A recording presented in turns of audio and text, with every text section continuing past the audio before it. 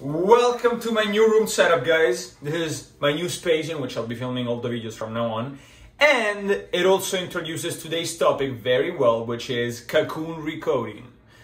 It's something I use as a step one to every change in habit in my life, every time I want to change my everyday habits. And it starts from changing the room setup around you. So let's get into it. So what do I mean by cocoon recoding? Basically, before I speak about cocoon recoding, I'm going to introduce how I got to this thing and concept. Basically, 2 years ago, I was moving from a place, my parents' place in New York, to the place I was living at in college. And in this moving away, when I got to the new place, since I didn't know the space around you, all of a sudden I started just changing my habits. I started deciding what to do in this new habit, as if the space around me was a cocoon to a new Giulio that just had the choice to start focusing on different things than Giulio that was living at home with my parents. Now, by that time, after that a little bit, like I got some habits, introduced some new things, but it's just like it got the concept started for me.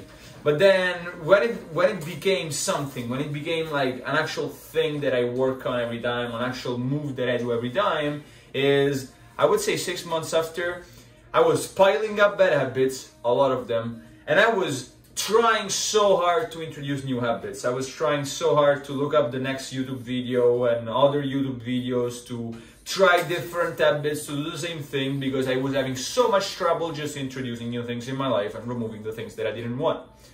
Now, with that in mind, since I did want to to undergo a change, but I just couldn't, it brought me back to, okay, when I moved from my parents' house to the new house, and in this state of uncomfortable new space, I got to change my habits, and therefore I thought, well, what happens if, maybe instead of moving away to another place and then just changing my habits then, what happens if I just change the space around me, make it look completely different? As if I've never been in this place, as if I've never seen it before, so that I am not used to seeing the things around me, I'm not used to this new cocoon, and therefore I'm gonna be okay with thoughts that I'm not used to, or habits that I'm not used to, or removing habits that I'm used to, because I'm changing the place around me, and by changing the space around me, I can also change the headspace within. Now, with the general concept out of the way, this is when I recommend you use cocoon recoding. Basically, this is when I use it, at least. Every time I reach a plateau of some sort on a progress towards something, if it's just in general, I have life habits, bad habits, good habits that I want to change, then I redo my room. If I'm going to the gym and I want to change my schedule, or I seem to have lost the momentum that I had at the beginning, then I change gym. If I lose the momentum or I get distracted while studying, then I change the workspace around me. In this case, I just have a table on the floor, and that's my studio, because it's a very small room. But every time there is something to be changed in your headspace, by changing the space in which your headspace is operating, then it's easier for you to make those changes.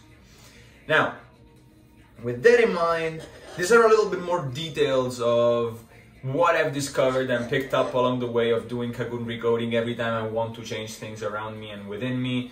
But I'll launch a time lapse of me redoing this room, because I actually have the mess that was here before this cocoon recoding, and I'm showing. I took a time lapse of me getting to this. That's for entertainment purposes, but since the bulk of the video is out of the way, you can stick around if maybe you want some tips on how to go about changing the place around you. So yeah, let's get started with the time lapse. So, these are a couple of tricks that I picked up along the way. Basically, first thing, I usually change the place on the weekend. So I start Friday night or Saturday morning, and I start changing the place on the weekend. The reason why I do it on the weekend is so that by the time I finish, I have 2 days all in a row where it's justifiable for me to not have business calls, or for me to be busy without other people wondering where I am. But I do it on the weekend mostly because if I do the room on a weekend, then I can wake up on Monday and feel like it's a new week. Like, it's a new week with a new Giulio, ready to take on this week, ready to take on the future from now on. Then the second thing, the second thing that I do after that is I clean my room. Clean my room very thoroughly, remove everything that's everywhere. Basically, clean it to the point where it almost looks like I just stepped in this new room, almost as if, okay, I just rented the place and it's new.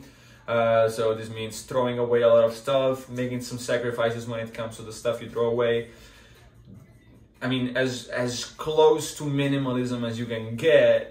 It's gonna make everything easier for you, and the headspace is gonna be clearer. That's why every time I do a cocoon recoating, I throw away a lot of stuff.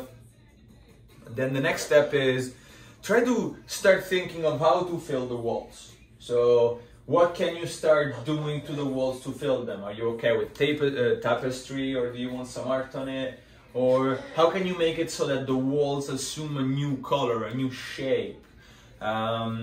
And usually I do that through paintings, but also through lighting. If you don't have lighting already, like this time I put a lot of lights around me.